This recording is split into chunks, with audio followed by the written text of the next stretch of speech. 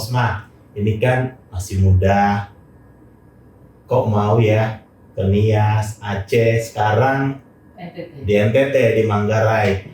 Apa sih yang bikin Bang Posma kok milih jalan seperti itu gitu? Kan Jakarta juga bisa gitu kan Bang? Saya langsung jawab nih Mas. Langsung jawab Bang. Oh iya, saya kira ada timernya kan. Tapi nggak ada. Nggak ada. Nggak ada. Alasannya itu simpel sebenarnya. Susah cari kerjaan.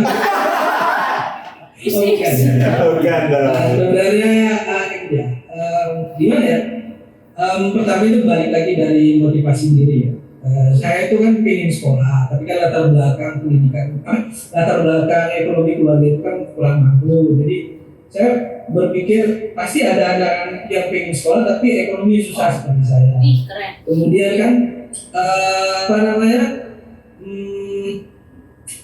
kan kita berasal dari kota ya, kita udah tahu gimana proses kegiatan belajar mengajar di kota itu gini, anak-anak di kota dapatnya begini.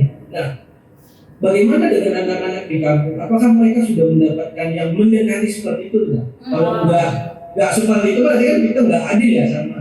Keren banget Posma. Nah gitu sih, itu latar belakang saya kenapa memilih ini ya.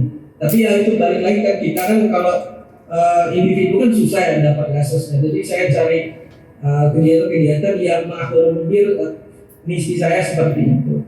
Jadi saya memilih lebih baik ya. Setidaknya kita bukan orang pintar, kita bukan orang tahu segala, tapi kita tahu sebenarnya yang didapat anak-anak seperti ini. Nah, kenapa nggak kita buat anak-anak yang di kampung tuh dapetnya kayak gini juga? Gitu. Kalau nggak kita siapa lagi gitu?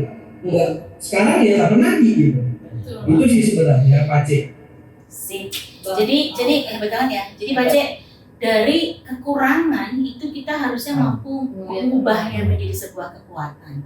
Dan satu lagi yang paling aku suka, kalau nggak sekarang kapan lagi? Kalau nggak kita siapa lagi? Jadi sebenarnya untuk membuat sebuah perubahan atau memberikan dampak itu kita nggak perlu nunggu orang lain duluan mulai, nggak perlu nunggu kapan waktunya pas. Seperti memberi nggak perlu nunggu kaya dulu.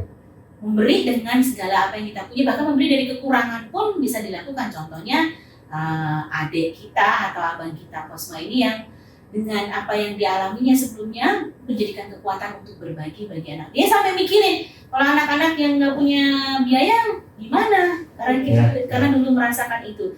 Kalau anak-anak kota udah tahu bagaimana cara atau bahagianya belajar, anak-anak dari kampung bagaimana? Keren banget. Pemerataan di situ. Makanya dia jadi duta belajar itu. Ya dong, kaosnya no. Rumah belajar. Rumah belajar. Kita nggak mau kalah. Bincang. Ya, kita nggak mau kalah ya. Coba baca dulu bincang dulu. Gak mau kalah banget sih. Bang Posma boleh nanya lagi nggak? Ya boleh. Siap. Bang Posma, aku tahu kan kalau di Flores itu bahasanya yang lumayan itu. Ada kendala nggak sih Bang Posma ketika dengan bahasa anak-anak di Manggarai? Walaupun aku tahu emang bahasa Indonesia ada, tapi kan biasanya mereka lebih bahasa ibu mereka. Ada sih sebenarnya. Baik, ini langsung jawab nih. Kayaknya dia kalau diundang itu ya. Tunggu, mesti mikir dulu ya Bang ya. Podcast yang lain. Itu tuh ada tanya. Kita langsung Bang. Tanya langsung. Kita bukan podcast biasanya. Kita out of the box ya. Ini kelamaan di kampung ya.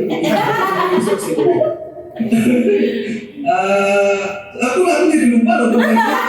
ada kendala nggak Bang dengan bahasa di daerah Flores? Ya, puji Tuhan ya, mungkin itu juga talenta. Jadi ketika di Nias juga saya belajar bahasa Nias, di Simaluncut bahasa Lucut. Itu juga di Manggarai kita harus memang pelajari bahasa. Karena bahasa itu modal pertama kita untuk bisa mengajar. Karena kan mengajar itu kan proses apa ya? Perpindahan ilmu dari yang pengajarnya itu ke murid bagaimana bisa bisa dicerna sesuai dengan bahasa murid itu. Jadi ya kita belajar bahasa daerah setempat. Ya kadang-kadang kalau saya kan memang ini ya, memang kalau saya akui kalau sekarang tinggal mainstream. Jadi balik lagi dengan logat asli kami gitu, 100% menguasai bahasa Manggarai. Tapi saya memang harus campur-campur kayak bahasa Manggarai itu memang suatu keharusan supaya kan tujuan kita tuh bisa tercapai.